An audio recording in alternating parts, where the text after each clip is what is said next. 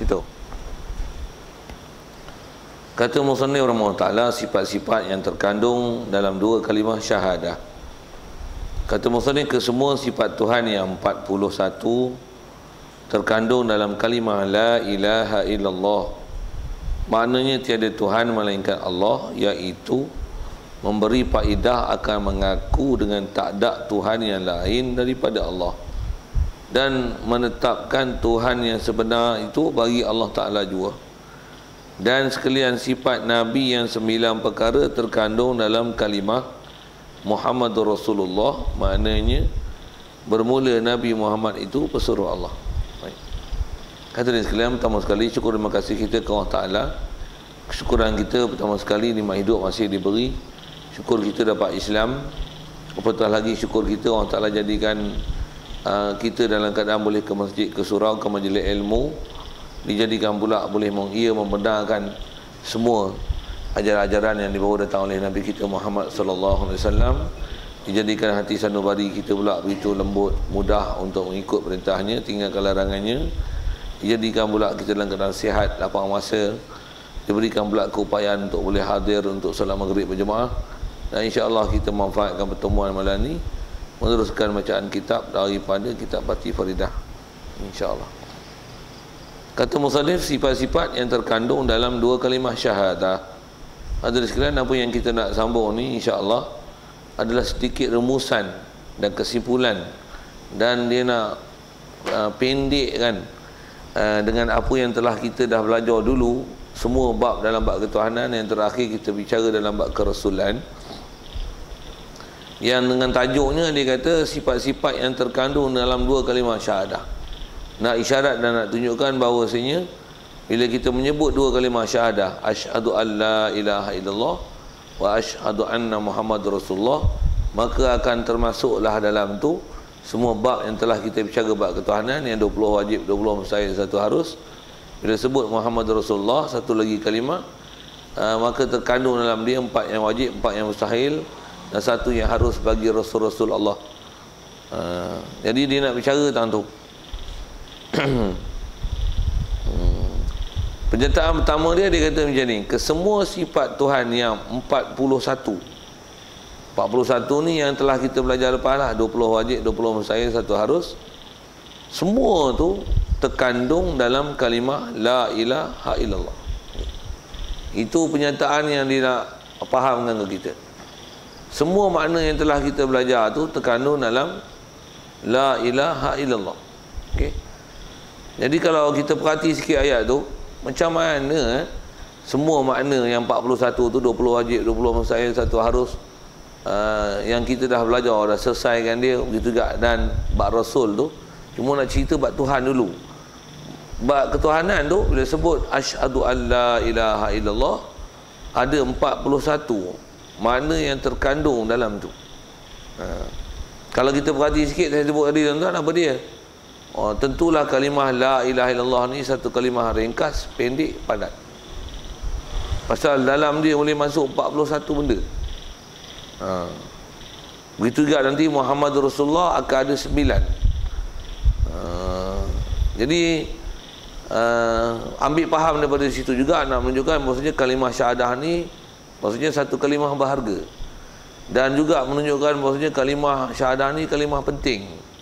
Juga faham pada kita kalimah syahadah ni bila kita belajar sifat 20 ni, maksudnya kita belajar menghuraikan atau belajar huraian ulama daripada kalimah syahadah.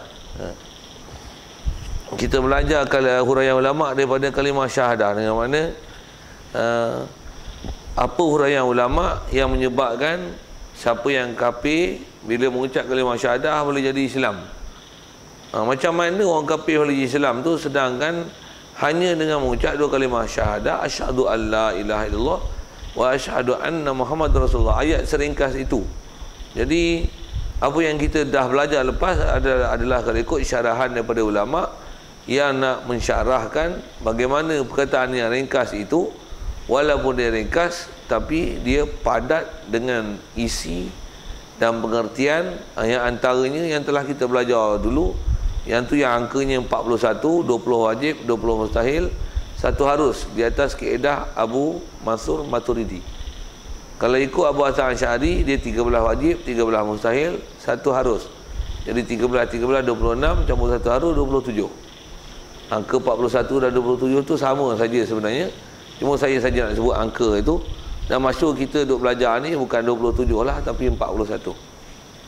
Walaupun ada kitab-kitab lain kadang-kadang kalau dengan syarahan dia sampai 68. La ilaha illallah tu ada 68 aqaidul iman itu. Kita belajar ni takat 50 lah. 50 tu campur Muhammad Rasulullah. Kalau la ilaha illallah ada 41. Dan mengikut Abu Hasan Asy'ari ada 27. Pasal dia menggugurkan untuk hitung tu sifat maknawiyah. Itulah daripada kaunuhu tu 7. Lawan yang dituju 14. Tu yang boleh dapat 37. Tolak daripada 14 yang 41. Okey. Itu kita sebut tu syarah tu untuk cerita angka itu.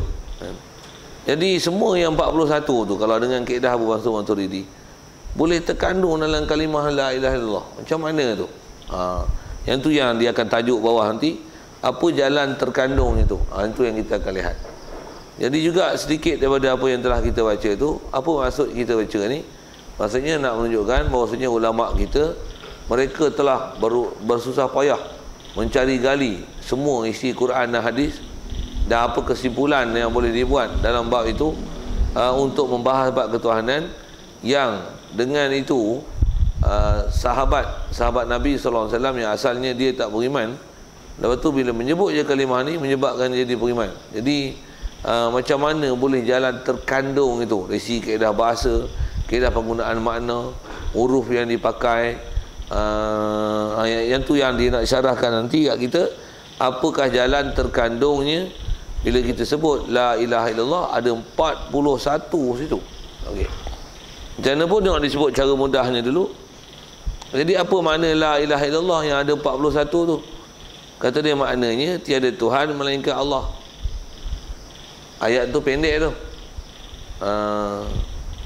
Kalau kita panjangkan sikit tiada Tuhan, pasal tiada Tuhan tu betul-betul kalimah terjemah huruf demi huruf pula tu tanpa melihat apa-apa huraian panjang, hanya sekadar terjemahan biasa je.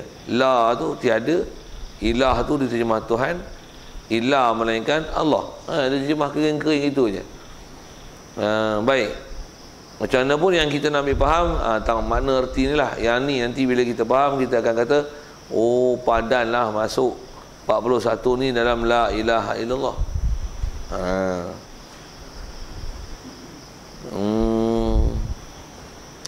Jadi selain daripada terjemahan tiada Tuhan melainkan Allah itu, kalau kita ambil yang kaedah bahasa Arab ni, sepatutnya dia bagi maksud macam ni. Bila tiada Tuhan melainkan Allah, iaitu tiadalah memberi faedah akan mengaku, iaitu memberi faedah. Faedah apa? Faedah beri faedah akan, faedah apa? Mengaku dengan tak ada Tuhan yang lain daripada Allah Ta'ala. Antara makna la ilaha illallah tu maksudnya tiada Tuhan yang mempunyai ciri dan sifat kesempurnaan macam Allah Ta'ala, tak ada lain melainkan hanya Allah. Itu maksud. Itu maksud apa? Itu maksud dengan sedikit huraian maksud ilah, terjemah mudah Tuhan, tapi dikendaki situ adalah Tuhan yang disembah dengan sebenar, Tuhan yang memang layak disembah. Tuhan yang layak disembah tu antara ciri dia Tuhan yang memang mempunyai ciri sifat yang selayaknya untuk dia tu dikatakan Tuhan. Itulah Tuhan yang selayaknya disembah. Baik. Jadi itu saya sebut dalam bentuk itu. Yang ni dia sebut dalam bentuk pengiktirafan hanya Allah Ta'ala. Baik. Jadi erti apa tiada Tuhan melainkan Allah? Memberi faedah mengaku dengan tak ada Tuhan lain daripada Allah Ta'ala. Itu ambil terjemah yang sekali lalu lah. Dan juga menetapkan Tuhan, bila kata la ilaha illallah, tiada Tuhan sebenar melainkan Allah, apa maksudnya? Juga dapat faham daripada situ tiada menetapkan Tuhan sebenar hanyalah bagi Allah Ta'ala jua. Bila sebut la ilaha illallah tu, antara maksud yang boleh dipaham daripada penyusunan ayat tiada Tuhan yang disembah melainkan Allah tu, maksudnya Allah jua Tuhan. Allah jua adalah Tuhan. Tiada Tuhan yang sebenar melainkan Allah Ta'ala jua. Jadi bahasa kitab tu, bahasa kita duk mengajar apa, guna pakai pilah untuk mengertikan maksud la ilaha illallah. Memang kalau kita belajar bahasa Arab tu lebih-lebih lagi memang mudah untuk memahamkan maksud-maksud macam ni. Khususnya tak nak kata Allah jualah Tuhan, tiada selain pada dia adalah Tuhan. Allah jualah. Kalau atas kita bicara makna pertama tadi, tiadalah mempunyai sifat kesempurnaan yang tak hajat pada satu, yang semua makhluk pasti akan berhajat kepadanya. Tiadalah macam tu melainkan hanyalah Allah Ta'ala. Itu adalah huraian yang agak panjang sedikit daripada biasa kita dengar tentang kalimah la ilaha illallah. Okey. Sikit lagi kalau syarah ke situ. Jadi macam mana boleh faham tak ada Tuhan lain daripada Allah? Pasal secara susun itulah tiada Tuhan melainkan Allah. Saya syarah sikit dengan bahasa Arabnya tengok. Pasal bila dia baca dengan la ilah, ilah ni kalau kita belajar bahasa Arab, dia jadi isim bagi la. La ni kerja dia, kerja kana, tarfa'ul isma, tak kena. La tu la nafi li jinsi, menafi, dia beramal dengan malah inna, dia akan menasakkan isim dan berafukkan khobar. Jadi la ilah tu akan berarti la ilah. Ilah tu pula dengan makna al-ma'bud bil haq, Tuhan yang disembah dengan sebenar. Bila sebut Tuhan sembah dengan sebenar, mesti ada ciri dan sifat dia menyebabkan jadi sebenar. Ayat ringkas dia ialah mestilah Tuhan sebenar ni dia tak hajat pada sesuatu, dan mesti semua makhluk hajat pada dia. Lepas tu apa dia Tuhan sebenar? Tuhan sebenar ni mesti dengan ciri itu, dia tak hajat pada satu, semua makhluk mesti hajat pada dia. Apa istilah yang ulama sebut dengan ayat-ayat panjang-panjang macam tu? Tu disebut dengan bahasa macam ni, la istighna, tidak ada sifat istighna dan tiada yang iftiqar melainkan Allah. Itu saya sebut dengan apa yang dia akan bakal terangkan jalan terkandungnya kalimah la ilaha illallah dengan semua 12 ke 41 akidah yang telah kita belajar dulu tu. Okey, siap. Baik, itu tentang la ilaha illallah. Begitu juga kata dia, dan sekalian sifat yang 9, 4 wajib 4 mustahil 1 haru pada Rasul tu terkandung dalam kalimah Muhammadur Rasulullah. Maknanya bermula Nabi Muhammad pesuruh Allah.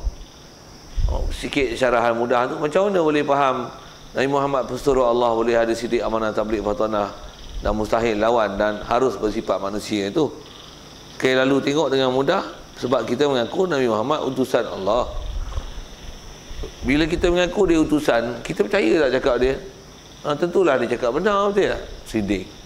Agak-agak dia ni amanah ke khianat? Dah kita percaya ke dia? Tentulah kita bersama dengan kita mengaku dia utusan Allah Ta'ala tu, maksudnya kita yakin dia amanah. Dia menyampai dah.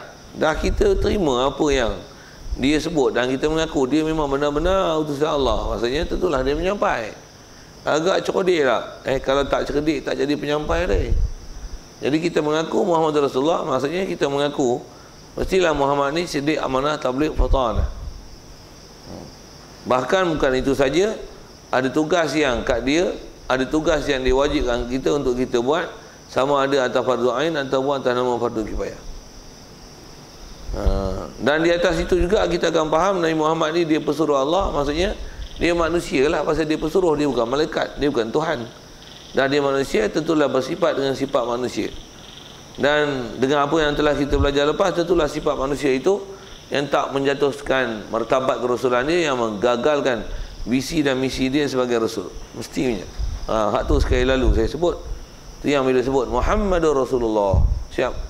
Semua yang sepatutnya dia i'tiqad, ke Rasul, yang dengan itulah maka orang kafir kalau dia faham sekali lalu maksud yang boleh dipahami daripada kalimah la ilaha illallah Muhammad Rasulullah yang macam kita sebut tadi tu, maka bila dia mengucap aja asyhadu an la ilaha illallah wa asyhadu anna Muhammadar Rasulullah, sah iman, sah Islam dia, dan insya-Allah sah iman dia kalau dia memang benarkan semua apa yang telah diajar oleh baginda Nabi sallallahu alaihi wasallam, pasal dia telah mengiktiraf semua bab yang sepatutnya dalam bab ketuhanan, dan dia telah menafi apa yang tak sepatutnya, dan juga dia telah menerima semua bab-bab kerasulan dan apa perkhabaran yang dibawa padanya, pasal dia mengaku bahawasanya Muhammad adalah utusan Allah Ta'ala, jadi dia benarkan apa saja yang dibawa oleh baginda Nabi sallallahu alaihi wasallam. Itu yang orang kafir menyebut kalimah ni boleh jadi Islam. Sekali lagi kalau saya sebut tu yang kita belajar dulu, belajar apa sebenarnya wujud kidam muka baqa mukhalafah lil wadis kiamin nafsi wa dani qudrat irada ilmu ayat sama wasal kalam. Maksudnya kita belajar dengan apa ulama dah hurai, apakah maksud yang dikenaki dengan kalimah syahadah itu. Ya, setiap orang kafir yang masuk Islam mesti faham maksud kalimah syahadah itu sekurang-kurangnya untuk sahkan Islam dia. Okey, siap. Jadi dia sebut jalan terkandung. Jalan terkandung ni huraian dia panjang sikit lah.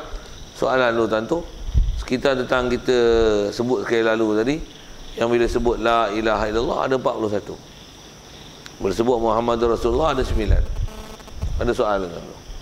Boleh.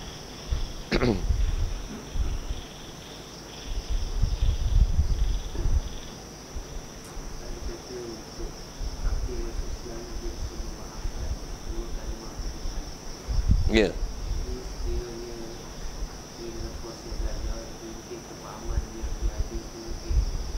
Tak cukup.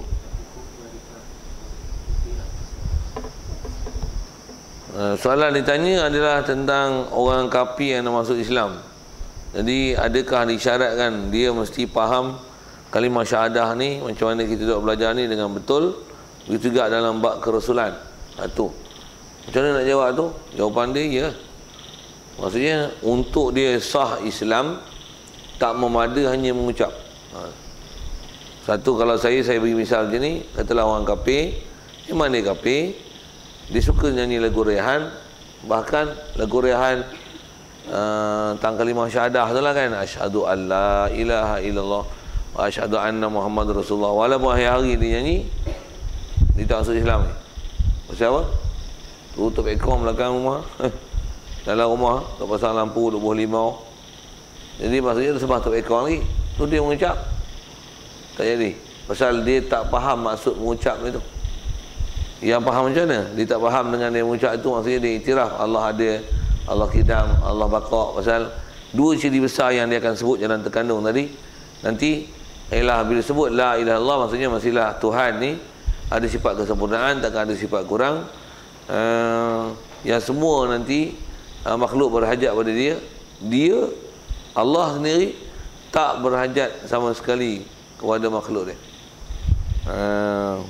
Jadi sekurang-kurangnya mesti orang kafir dia faham macam tu. Untuk dengan dia faham tu, walaupun dia tak pandai terjemah kalimah syahadah, tapi bila dia menyebut tu, maksudnya dia faham, dia menerima konsep ketuhanan yang hanya Tuhan tu ialah Allah Ta'ala jua, dan yang macam Allah Ta'ala ni yang sempurna ni tak ada hak lain melainkan Allah. Okey. Tang Muhammad pula dia mesti mengaku Muhammad tu memang utusan Allah Ta'ala dan beriman dengan apa saja yang dibawanya, yang bila menerima apa saja yang dibawanya dalam masa yang sama mengiktiraf dia bukan anak Tuhan, dia ialah utusan Tuhan. Dan cukup sekali lalu lah. Memang sebut saja tak Islam ni, tak Islam ni. Syarat untuk sebut Islam kenisbah orang kafir ni mestilah dengan kaedah dia kenal, dia faham apa masuk keseluruhan daripada la ilaha illallah Muhammad Rasulullah, sekalipun dia tak tahu terjemah. Tapi dia faham itulah sepatutnya perlu diiktiraf. Yang tu kot Nisbah kata memang tak jadi Islam tu, melainkan dengan dia faham. Jadi soalan kedua tentang dalam proses dia nak masuk Islam tu, dia tak faham lagi. Kalau dia dah masuk Islam dengan faham secara keseluruhan ni, dalam proses belajar tu tengok-tengok katalah ada benda yang silap lagi, yang tu memang maaf lah. Pasal dia dalam proses belajar lagi. Ada pun itu kalau dia dah Islam. Kalau tak Islam lagi, jadi bila tak Islam lagi, sepatutnya memang kena cepat-cepat ajarkan dia, bagi dia faham, pertemukan dia dengan siapa boleh, ajar untuk fahamkan dia supaya dia segera masuk Islam. Segera masuk Islam.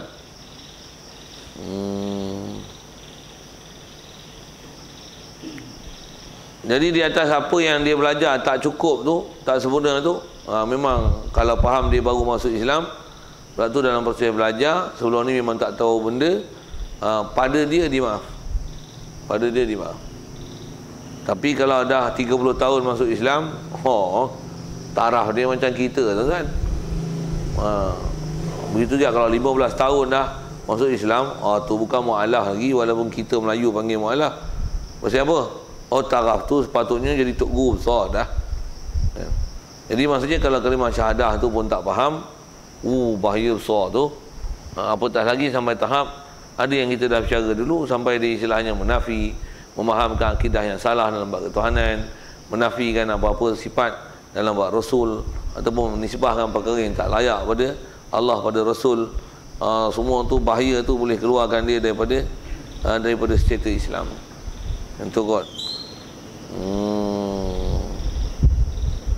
Ada lain kita tahu tentang terkandungnya 41 tu dalam la ilaha illallah, 9 pada Muhammad Rasulullah. Ada. Baik, kita sambung tu dia sebut jalan terkandung. Macam mana boleh kita sebut la ilaha illallah ada 41? Yang ni yang kita nak tengok ulama hurai dengan apa yang dah dibuat rumusan, dan yang inilah silsilah ilmu yang dibelajar sejak daripada zaman salafus soleh dulu, mengarang dengan kaedah macam ni, yang semua yang dia sebut terkandung ni adalah sebenarnya nak menghuraikan hanya satu kalimah. Apa dia? La ilaha illallah. Kita tengok macam mana ulama hurai, walaupun ayat yang begitu pendek, tiada Tuhan disembah dengan sebenarnya melainkan Allah, tapi boleh ada maksud wujud kidam, bakok mukhalafah lil hadis qiyam bi nafsi wa daniyah, iradat ilmu hayat sama pasal kudrat iradat ilmu hayat sama pasal kalam, qadirah muridan aliman hayyan sami'an basirah mutakalliman. Okey. Tengok jalan disebut. Jalan terkandungnya ialah kerana makna la ilaha illallah dua perkara. Jadi bila sebut la ilah, tiadalah ilah. Ilah tu yang kita nak fokus tu, yang tu yang menyebabkan dia syarah, dia kata makna la ilaha illallah tu pada la ilah tu sendiri. Tiadalah ilah, terjemah mudah Tuhan lah, tiadalah Tuhan. Tuhan ni apa dia punya kriteria, ciri? Sepatutnya bila sebut tiadalah Tuhan, macam mana nak kita nak nafi yang kata tiada Tuhan melainkan Allah tu, Tuhan yang macam mana? Yang tu mesti bagi betul dulu. Jadi antara kaedah nak jalur terkandung tu ialah kerana la ilaha illallah tu dia dua perkara. Pertama, okey tengok, yang ni dia ada dua makna. Yang ni ialah istilah-istilah yang dipakai dalam kaedah ilmu tauhid, ada ilmu tasawuf, ada ilmu tarikat, ada untuk mengajar tentang kalimah syahadah ni. Apa dia? Pertamanya, tak ada yang terkaya daripada yang lain. Jadi maksud pertama yang boleh dipaham adalah tak ada, dialah tak ada.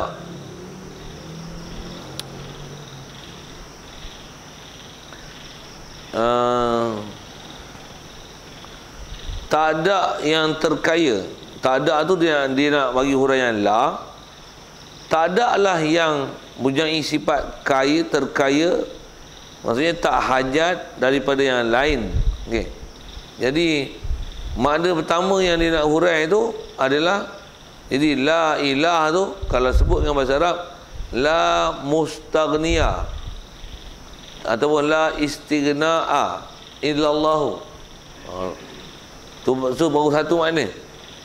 Tiadalah yang dia ni tak berhajat pada sesuatu. Tu. Melainkan nanti hujung belakang Allah lah. Okay, baru makna pertama. Jadi makna pertama maksudnya wajib i'tiqad bahawasanya tiadalah yang terkaya. Cuma dia guna bahasa lama tu. Tak terkaya maksudnya tiadalah yang tak berhajat. Tiadalah yang tak berhajat kepada makhluk, tak berhajat pada satu, melainkan Allah. Tu belakang. Cuma yang ni baru satu sifat. Satu. Yang kedua, tak ada yang berkehendak oleh yang lain kepadanya melainkan Allah Ta'ala juga. Makna yang kedua ialah tidaklah berkehendak oleh yang lain pada Allah Ta'ala. Bahasa kita selalu pakai makhluk lah. Tiadalah berkehendak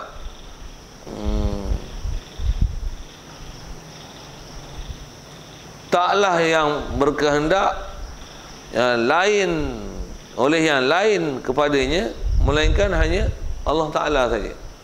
Tak adalah yang berkehendak semua makhluk tu, tak adalah yang berkehendak melainkan semuanya pasti berkehendak kepada Allah Ta'ala. Itulah bahasa-bahasa yang nak dipakai.